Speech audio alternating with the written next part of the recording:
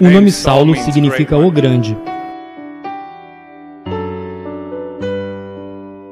O nome Paulo significa o pequeno.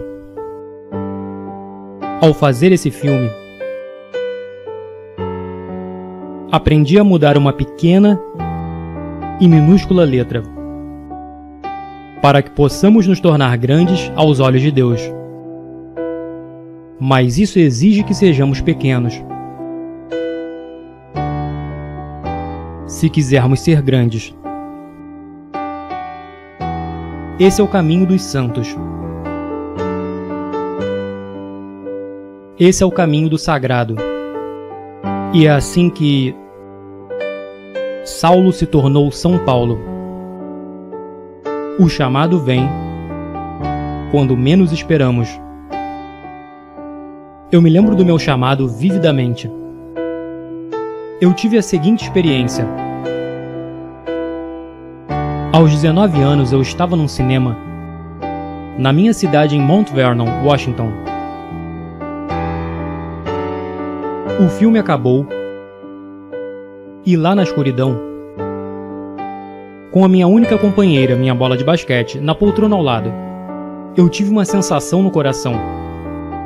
Me fez pensar que eu deveria ser um ator, que foi para isso que Deus me criou, que era isso que Ele queria de mim.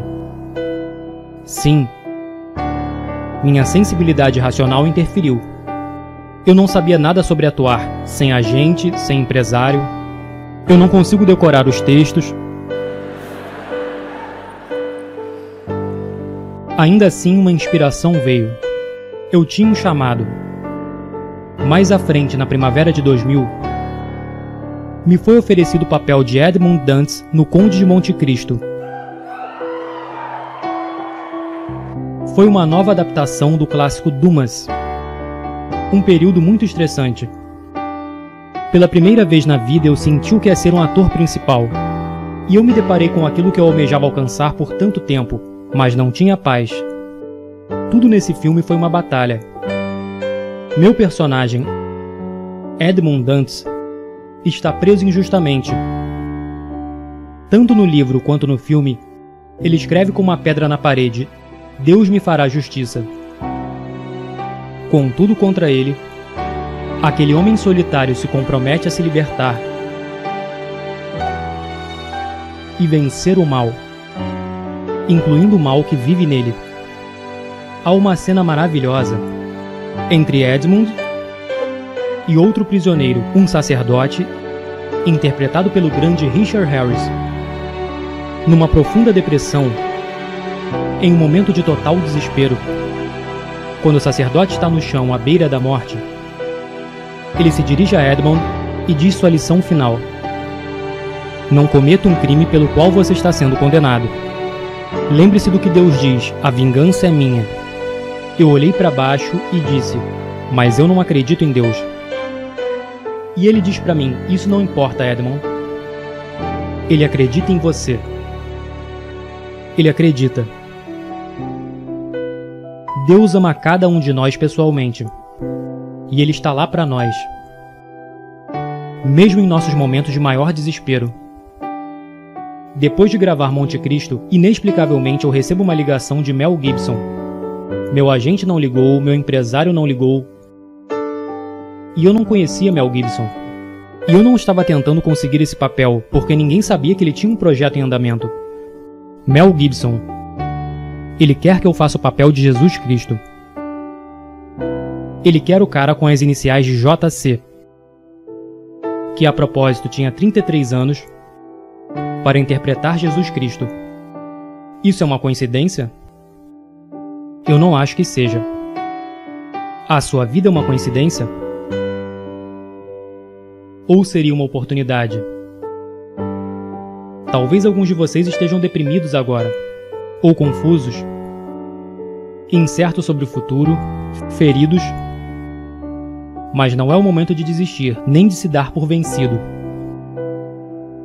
Quando eu estava lá em cima na cruz do Calvário, aprendi que em seu sofrimento estava a nossa redenção. Lembre-se que o servo não é maior que o mestre. Cada um de nós deve carregar nossa própria cruz. Existe um preço pela nossa fé, pelas nossas liberdades. Eu fui literalmente açoitado, chicoteado, crucificado, atingido por um raio. Sim, cirurgia de coração aberto. É o que acontece depois de 5 meses e meio de hipotermia. Um dia, durante as filmagens, meu braço estava preso numa viga pesada. Então alguém me puxou para outra direção. Meus músculos torceram e meu ombro foi deslocado. Eu caí no chão, fui de cabeça na areia. E essa cena permaneceu no filme. Mais adiante no filme, o próprio Jesus experimenta o deslocamento de seu ombro. Bem, agora eu sei como isso é sentido. Todos os dias eu tive que levantar essa madeira. Foi como uma penitência. Meu ombro estava rasgando, ficando em carne viva. E hora após hora, ficava cada vez mais pesado. Mas se isso tivesse sido filmado no estúdio, você nunca teria visto essa performance.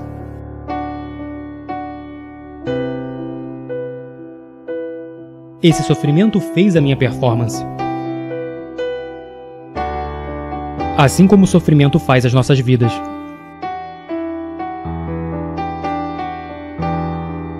Alguns de nós nesse momento, e vocês os conhecem, se agarram a um falso cristianismo. De palavras bonitas, eu chamo isso de Jesus feliz e a glória.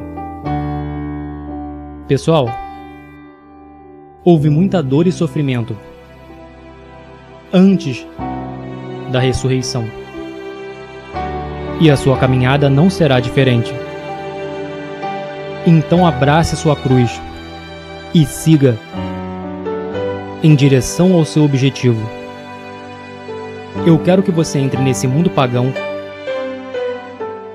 Eu quero que você entre nesse mundo pagão e confesse descaradamente sua fé em público. O mundo precisa de guerreiros orgulhosos, animados por sua fé. Guerreiros como São Paulo e São Lucas, que arriscam seus nomes e suas reputações para levar sua fé, seu amor por Jesus ao mundo. Deus está chamando cada um de nós, a cada um de vocês, para fazerem grandes obras. Mas quantas vezes nós não respondemos e ignoramos sua voz como se fosse um devaneio mental? É hora da nossa geração aceitar o chamado, ao chamado de Deus, que exorta todos nós a nos entregarmos inteiramente a Ele, para que sua mão gentil guie você em seu caminho. Mas primeiro você tem que assumir o compromisso, orar, jejuar e meditar nas Sagradas Escrituras, e se comprometer a levar os Santíssimos Sacramentos a sério, porque vivemos em uma cultura agora que está em declínio.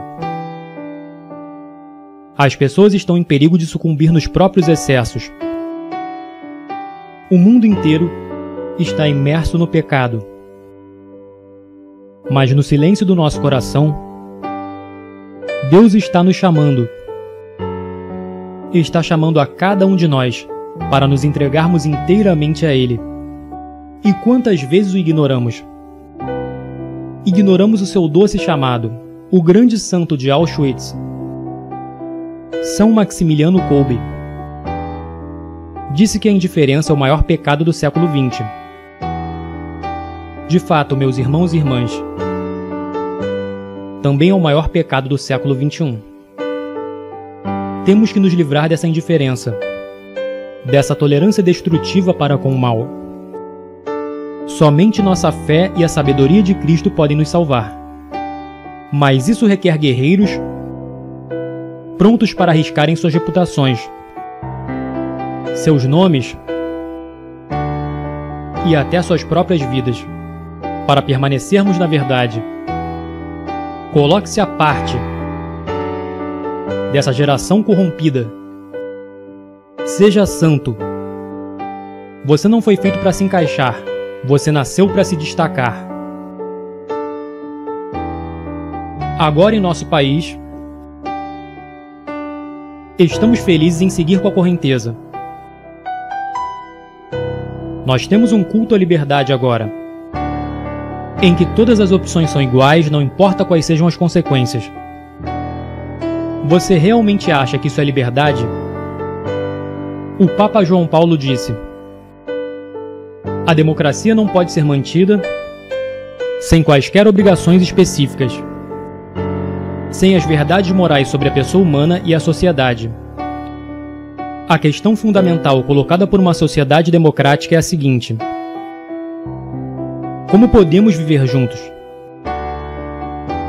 Buscando uma resposta para essa pergunta, a sociedade pode esconder verdades morais e razões morais?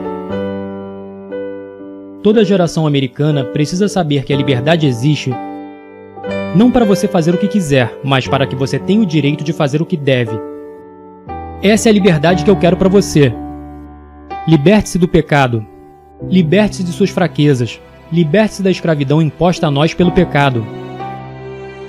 Essa é a liberdade pela qual vale a pena morrer.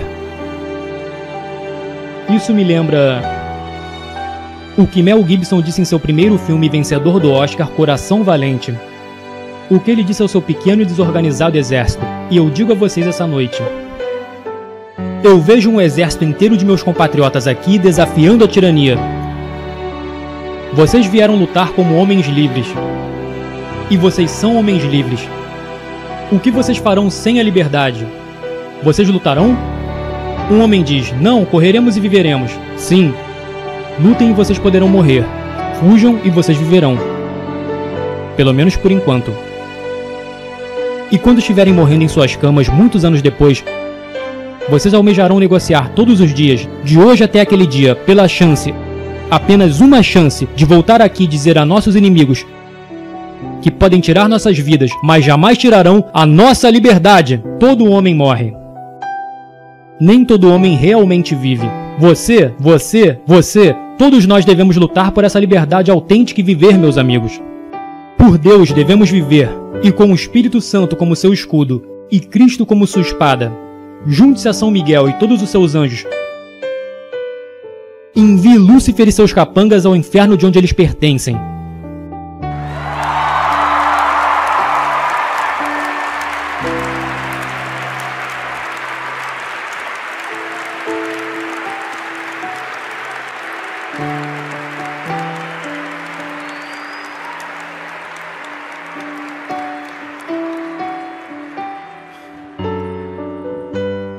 Saulo significa o grande. O que Paulo significa? O pequeno. Então, se quisermos ser grandes aos olhos de Deus, o que precisamos ser? Pequenos? Quero dizer, o que precisamos ser? Desculpe. Pequeno. Que Deus ame e proteja todos vocês e os guie por todos os dias de suas vidas. Eu não posso te ver agora, mas mal posso esperar para te ver no céu. Amo vocês, que Deus abençoe. Lute firme.